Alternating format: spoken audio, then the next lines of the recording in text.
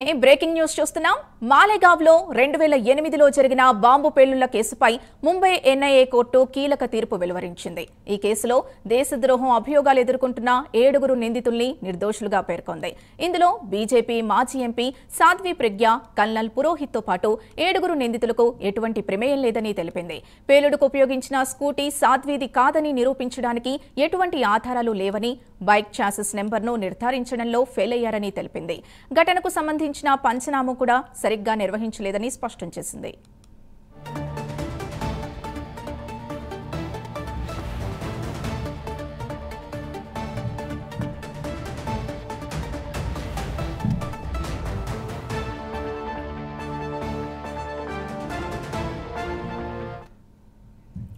దీనిపై ఇక మరింత సమాచారం మా నేషనల్ బ్యూరో చీఫ్ కళ అందిస్తారు.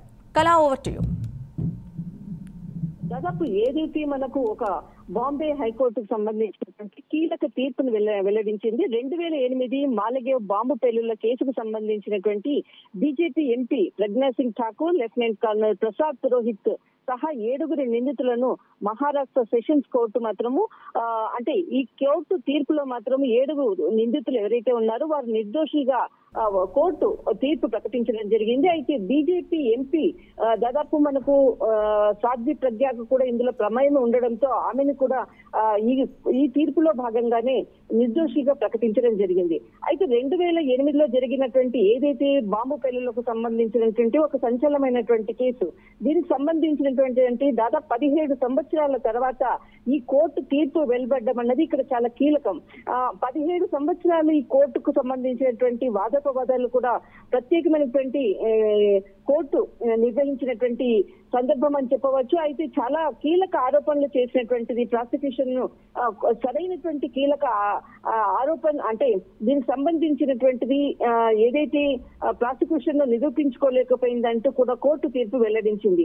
అయితే పేలుడులో ముఖ్యంగా అంటే ఉపయోగించినటువంటి మోటార్ సైకిల్ ఎవరైతే ఎంపీ అనవచ్చు, తర్వాత ప్రజ్ఞా ఠాకూర్ పేరు ఎక్కడా కూడా రిజిస్టర్ కాలేదు. ఏదైతే బాంబు పేలుళ్లలో కీలకమైనటువంటి ఆధారం ఉన్నటువంటి స్కూటీకి సంబంధించింది. అయితే దీనికి సంబంధించినటువంటి ఈ కేసులో కీలకంగా వ్యవహరిస్తున్నారు. ఎక్కడా కూడా వారి ఆధారాలు లేవు. అంతేకాకుండా కల్నల్ పురోహిత్ కూడా బాంబు తయారు చేశారనేటువంటి ఆరోపణలు కూడా ఉంది. కానీ దాని వెనకాల కూడా ఏదైనా ఒక పెద్ద కుట్ర ఉంది అన్నటువంటి ఇది ఉన్నటువంటి సందర్భము. కానీ ఎక్కడా కూడా దీనికి సంబంధించినటువంటి ఆధారాలు లేవు అంటూ కూడా కోర్టు తీర్పు ఇచ్చినటువంటిది. ఇక్కడ వీళ్ళను అంటే ఎవరైతే 7 ఉన్నటువంటి వాళ్ళు కీలకంగా ఉన్నటువంటి వ్యక్తులకు మాత్రం ఈ రోజు కోర్టు తీర్పు మాత్రము చాలా సంచలనమైనటువంటి నిర్దోషిగా ప్రకటిస్తూ తీర్పు ఇవ్వడం జరిగింది.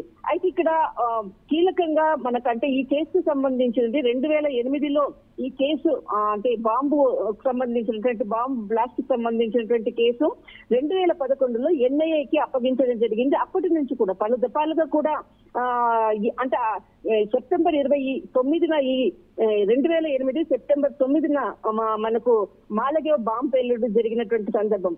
అప్పటి నుంచి కూడా దాదాపు అంటే ఆ సందర్భంలో 6 మంది మృతి చెందారు. అప్పటి నుంచి కూడా ఏదైతే దీనికి సంబంధించినటువంటి టోటల్ ఇన్వెస్టిగేషన్ జరుగుతున్నటువంటి వైనం. అయితే 2011లో ఎన్ఐకి అప్పగించడంతో అందులో ఎవరైతే మనకు ఆ సంఘటన జరిగిన సమయంలో 101 అంటే దాదాపు 100కు పైగా కూడా గాయపడ్డారు అన్నటువంటి మొదట్లో ఏదైతే ఆ హిందూ మత సంఘానికి సంబంధించినటువంటి గ్రూపుల ప్రమేయం కూడా ఉంది అన్నటువంటిది చాలా కేసులు కూడా పెట్టినటువంటి వైనం. అయితే ఏదైతే 2011లో ఎన్ఐ అప్పగించిన తర్వాత మహారాష్ట్ర ఏటీఎస్ ఈ కేసును మొదట దర్యాప్తు చేసింది. ఎన్ఐఏ 2016లో తన ఛార్జ్ షీట్ ను కూడా దాఖలు చేసింది. అప్పటి నుంచి ఈ కేసుకు సంబంధించినటువంటి పూర్వపరాలు మొత్తం అంతా కూడా విన్న తర్వాత 17 సంవత్సరాల తర్వాత ఈ కేసుకు సంబంధించినటువంటి కోర్టు తీర్పు వెల్లడించడం అనేది చాలా కీలకమైనటువంటి అంశం. ఇందులో 7 ఉన్నటువంటి వాళ్ళు ముఖ్యంగా వీళ్ళు నిర్దోషులుగా ఉంటూ కూడా ఎక్కడా కూడా ప్రాసిక్యూషన్ దీనికి సంబంధించినటువంటి ఆధారాలు నిరూపించలేకపోయింది అంటూ కూడా ఇక్కడ కోర్టు సంచలనమైనటువంటి తీర్పు ఇవ్వడం జరిగింది. గతంలో మే 8వ తేదీన 2025న ఈ కేసు తీర్పు మొదట వెల్లడించింది. తర్వాత ఈ రోజు వాయిదా పడి చివరికి 2025 అంటే ఈ రోజు జూలై 31వ తేదీన దీనికి సంబంధించినటువంటి కేసుకు సంబంధించినటువంటిది 7 వ్యక్తులు నిర్దోషిగా అంటే నిర్దోషిగా ఈ కేసుకు సంబంధించినటువంటి నిర్దోషిగా నిరూపించడం అంటూ కూడా కోర్టు తీర్పు ఇవ్వడం అన్నది ఇక్కడ చాలా కీలకమైనటువంటి అంశం. దుర్గా. థ్యాంక్ యూ కళ.